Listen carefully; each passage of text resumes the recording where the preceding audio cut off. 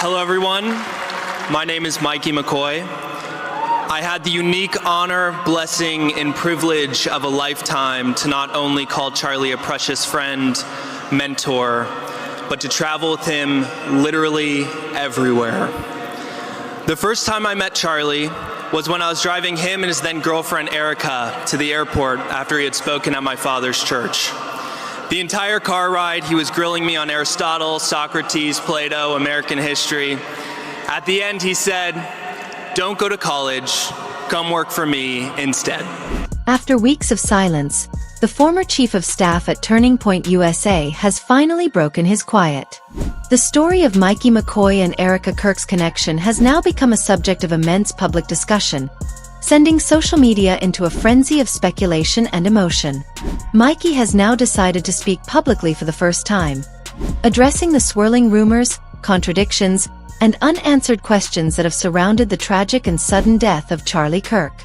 This unfolding story attempts to uncover what really happened, what Mikey has said, and the questions that have shaken the very foundations of Turning Point USA. The reports indicate that the event that day began just as smoothly as it always had.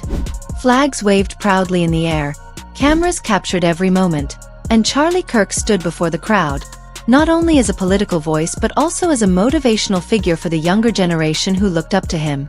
Everything appeared ordinary until an unexpected interruption changed everything. A sudden disturbance rippled through the crowd, confusion spread rapidly, and within seconds, the calmness of the event dissolved into chaos. The air was filled with noise. People shouting, moving in all directions, unsure of what had just happened. The atmosphere, once filled with cheers, became a scene of panic that no one present would ever forget.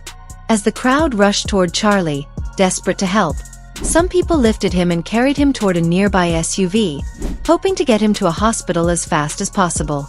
Amid this turmoil, Mikey McCoy could be seen walking away in the distance, seemingly unaware of the tragedy unfolding behind him.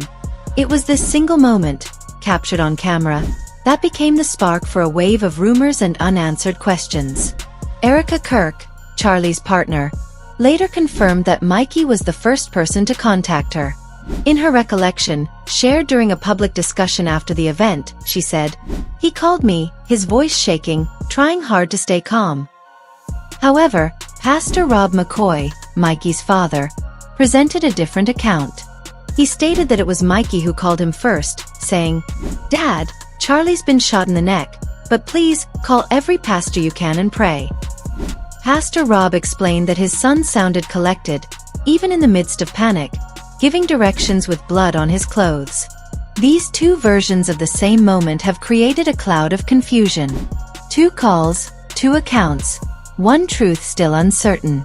Observers have pointed out that in the brief moments after the tragedy, a small difference in who was called first could alter the entire understanding of the situation. Was Mikey reacting purely to shock, or did he already know something was about to happen? Authorities are said to have examined the digital evidence, but no conclusions have been publicly shared. In that silence, public speculation began to grow, and social media quickly filled the void with theories. Online users began dissecting every frame of available footage. They analyzed Mikey McCoy's movements, his eyes, his calm walk, and the composed way he seemed to carry himself while others around him panicked. Some described it as a professional reaction to trauma, while others saw it as deeply suspicious. The interpretations were divided. Some found his composure admirable, while others viewed it as unsettling. From that moment, the narrative began to shift. What once appeared to be a simple act of urgency became a scene of uncertainty. The line between being a witness and being involved blurred, and what had originally seemed to be a tragedy began to take on darker undertones. 2 days after the incident, Erika Kirk appeared publicly for the first time. Her live broadcast was watched by millions of viewers. Standing before the camera, she looked heartbroken yet composed. Her eyes were red and swollen, but her voice carried a quiet strength. She began by thanking the Turning Point USA board and her husband's chief of staff, the remarkable Mikey McCoy. In the midst of heartbreak, she spoke with careful precision, knowing that every word she said would be dissected by the public. Her words of gratitude seemed genuine, yet one phrase stood out. "Mikey McCoy is awesome," she said. The phrase was short and seemingly innocent, but it immediately divided opinions online. Within days, those 3 words became one of the most replayed clips across social media platforms. For some people, it symbolized gratitude toward a loyal colleague who stood firm during chaos. For others, it sounded like a deliberate signal, a coded message meant to defend someone who was under suspicion. The tone of the discussion shifted once again. The tragedy, which had initially united people in grief, now split the public into 2 camps: those who trusted Mikey and those who doubted him. Analysts began studying Erika's word choice, pointing out that the word wonderful or awesome carried emotional undertones rather than practical meaning. One behavioral expert suggested that in times of extreme stress, people unconsciously reveal their truest feelings through small linguistic details.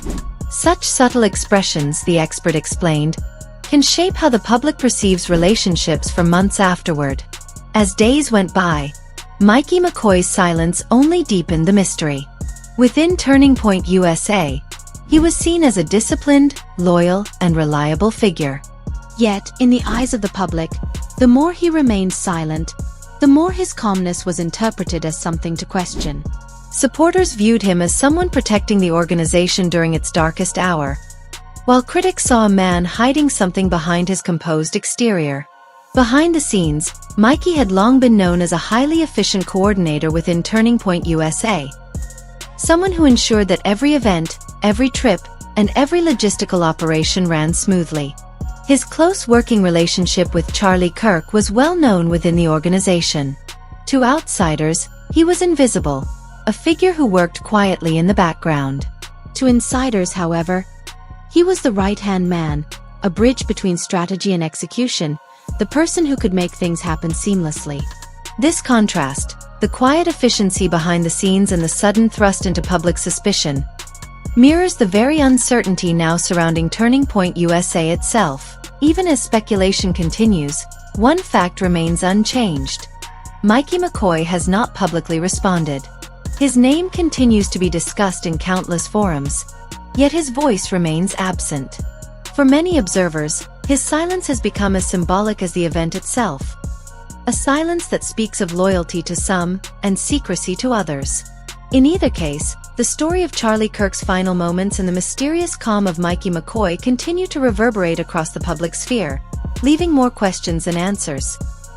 Charlie Kirk had always been known for his commanding presence, his ability to inspire, and his uncompromising stance on political and social issues. Yet, in the moments that followed his untimely death, the people closest to him found themselves caught between grief, confusion, and a storm of speculation. What had once been a tight-knit community of faith-driven activists suddenly became the center of one of the most talked-about mysteries in conservative circles. As the nation mourned, new names and voices began to emerge, each one adding another layer to the tangled story. Among those voices was Mikey McCoy himself, though not through any statement of his own. His actions, silence, and presence became the subject of endless analysis. It was Candace Owens who ultimately reignited public interest in the case. By late October, when discussions about Charlie's passing had begun to fade, Owens released a podcast that would bring the entire story back into the spotlight. In her sharp, deliberate tone, she urged her millions of followers to look closer at the available footage. "Look at that video," she said. "Why did Mikey McCoy turn away when his leader needed help?" Her words, direct and piercing, cut through the noise and reopened a conversation many thought was ending. Owens dissected the video frame by frame, highlighting the moments that seemed most questionable. She asked why Mikey appeared so calm when the crowd panicked, and why his first instinct was to make a call instead of rushing toward Charlie. She questioned who he might have been speaking to in those crucial seconds. Then, she went further, publicly demanding the release of call records. It was a bold move that instantly turned curiosity into suspicion. Within hours, Candace's comments dominated every major social media platform. Thousands of people began reposting her remarks, creating a trending phrase that quickly captured public attention.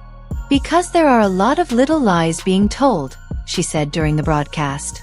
Charlie gets assassinated, and the very people who were threatening him reputationally and financially are now trying to memorialize him as a friend of Israel. Okay, challenge accepted. All lies will be revealed, and we're going to help reveal them. Her words hit like a shockwave. According to multiple sources, Candace Owens didn't stop there. She began to suggest that there might be hidden connections between the McCoy family and what she referred to as deep state interference. She mentioned Pastor Rob McCoy's political ties, his involvement as a consultant, and the unusual silence coming from Turning Point USA's leadership. Something doesn't add up, she warned. And if it doesn't add up, someone inside is making sure it doesn't.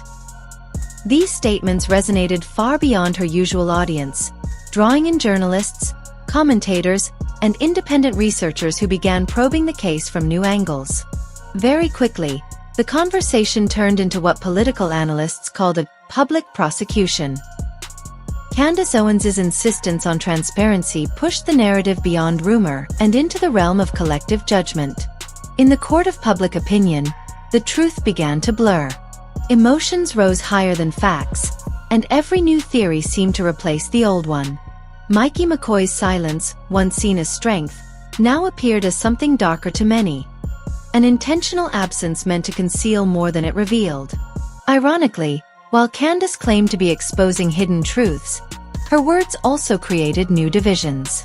Her revelations didn't close the mystery. They widened it. Behind the scenes, reports surfaced that Turning Point USA's leadership had tightened its communication channels. Staff members were allegedly instructed not to engage in speculation or respond to press inquiries. Internal discussions, once open, became carefully monitored. In private chat groups, employees described an atmosphere of confusion and growing distrust. Everyone wanted to know who was telling the truth, but no one wanted to be the one to speak out first. Then, a voice emerged from within the organization. Blake Neff, a veteran producer of The Charlie Kirk Show and one of the movement's most influential media figures, spoke publicly less than 24 hours after the incident. In a live broadcast, he condemned the online attacks on Mikey McCoy. "They are accusing a man based on a few seconds of video," Neff said firmly. "Mikey is Charlie's friend, his chief of staff, and a man all of us know and respect." He refused to frame the event as a failure of security. Instead, he called it a spiritual battle, praising Mikey's composure as a natural reaction during a moment of shock. Neff's words quickly spread across Turning Point USA's vast network. "Charlie did not fall in vain," he said. "He held his convictions until the very end." For the movement's supporters, those words became a rallying cry. They shared his message as a way of honoring Charlie and rejecting the growing wave of suspicion surrounding Mikey. Yet, to more observant analysts, this rapid unified message appeared strategic rather than spontaneous. Legal experts later suggested that the speed with which Turning Point USA aligned its messaging was unusual. It resembled a coordinated media management plan rather than an organic expression of grief. Reports even surfaced that internal memos instructed staff to be disciplined in your messaging and focus on unity. The organization, once celebrated for its transparency, now appeared to be controlling information with precision. Meanwhile, Pastor Rob McCoy's public statements began to show inconsistencies with earlier accounts. The timeline of calls, the sequence of reactions, and the details of what was said seemed to shift subtly each time he spoke. These inconsistencies reignited further speculation about what had truly happened during those chaotic moments. Critics described the organization's approach as a masterclass in crisis control wrapped in the language of faith. Turning Point USA presented an image of spiritual strength and unity, yet behind the scenes, tension was growing.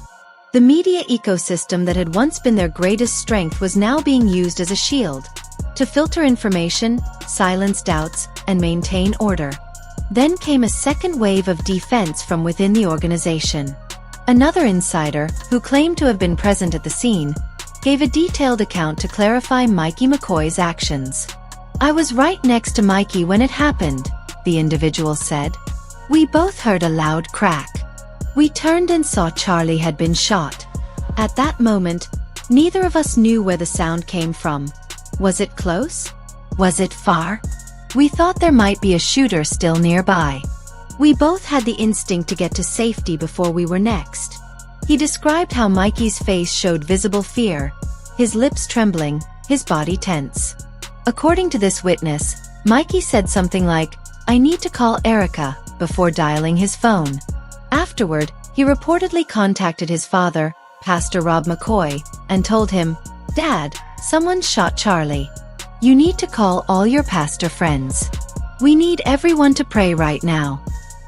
This account painted a picture of instinctive reaction, not calculated composure. Yet even this version didn't settle the matter.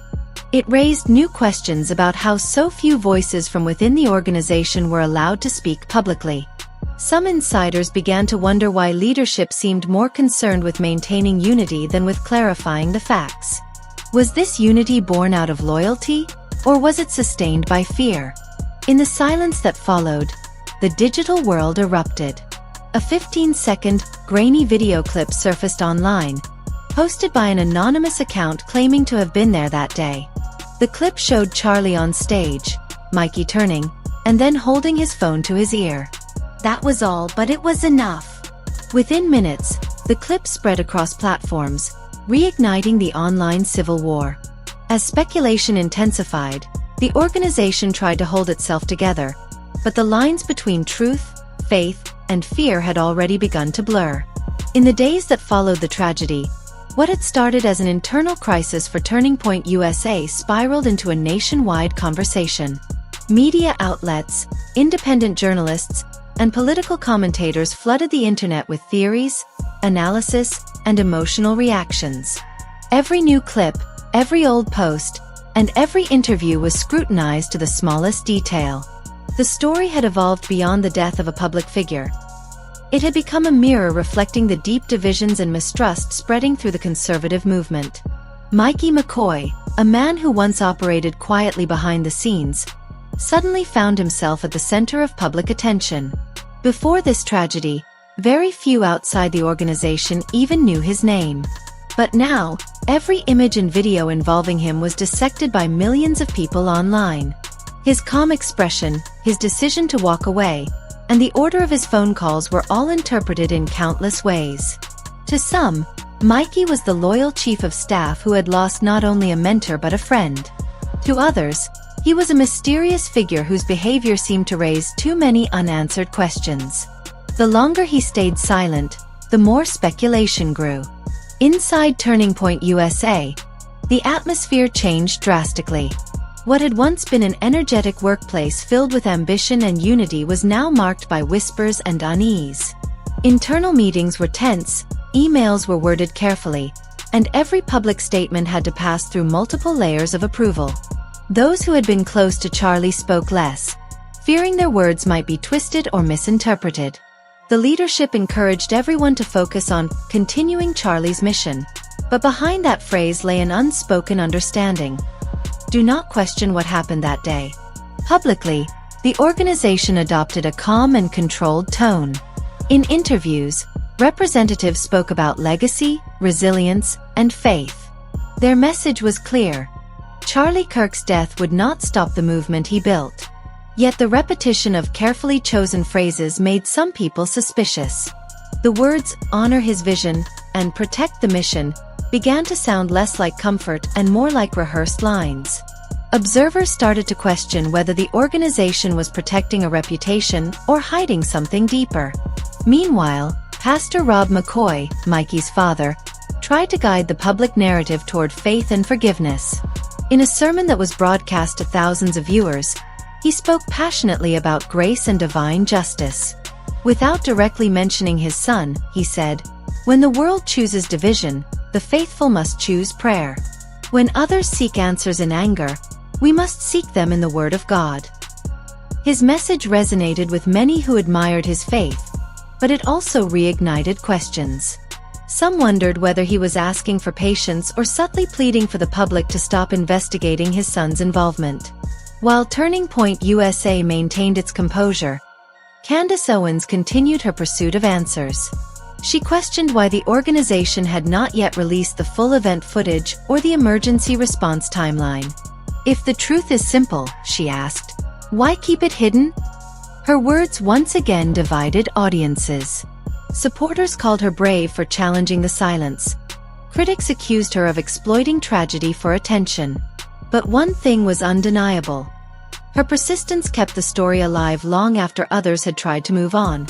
As more details surfaced, independent researchers began piecing together timelines using social media posts, eyewitness reports, and live-stream fragments. These investigations suggested slight inconsistencies between official statements and what had been observed at the scene. Some clips showed security reacting a few seconds too late. Others appeared to show confusion among event organizers. None of this proved anything, but it kept the flames of speculation burning. For Mikey McCoy, the silence became both his shield and his burden. Friends described him as deeply affected, withdrawn, and focused on prayer. He reportedly turned down multiple requests for interviews and refused to make any public statements. Those close to him said he spent most of his time with family, away from the spotlight. Yet, even his withdrawal became part of the public discussion. Some interpreted it as guilt. Others saw it as grief. By early November, Turning Point USA held a private memorial for Charlie Kirk. The event was attended by senior members, close friends, and political allies. Mikey McCoy was present but did not speak. Instead, he stood quietly near the front row, head bowed, hands clasped. Observers later described him as visibly emotional but composed. When the service ended, he slipped out through a side door, avoiding cameras and questions. That image, a man walking away once more, became symbolic to many. As the weeks turned into months, the furor gradually subsided, but the lingering uncertainty never fully disappeared. Supporters of Mikey argued that he was unfairly targeted in a wave of online hysteria. Critics insisted that too many questions remained unanswered. Between those extremes, the truth seemed to dissolve into the gray space between loyalty and doubt. In the end, the tragedy of Charlie Kirk's death became more than the story of one man's final moments. It became a reflection of a movement struggling to reconcile faith with truth. It exposed how easily grief can be weaponized and how fragile trust can be when silence replaces clarity. For the people who loved Charlie, his memory lives on as a symbol of conviction, courage, and belief. For the rest of the world, the mystery that surrounded his death remains a haunting reminder that even within movements built on unity, the shadows of doubt can never be completely erased.